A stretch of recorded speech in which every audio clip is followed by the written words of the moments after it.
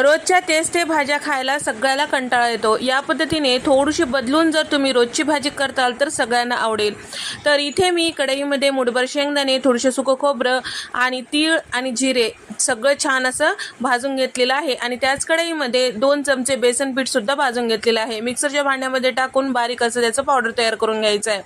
त्यानंतर 2 मध्यम आकाराचे बटाटे चौकोनी फोडी करून घेतलेले आहे, तेलामध्ये परतून घ्यायचं नरम होईपर्यंत।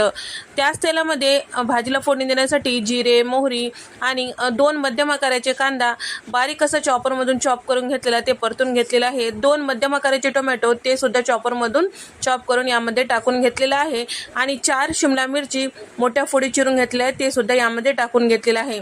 सगळे पावडर मसाले यामध्ये टाकून घेतलेले आहे।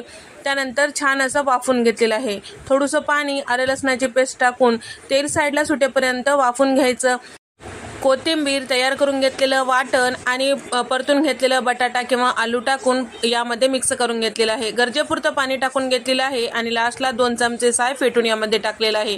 तयार झाली मस्त भाजी।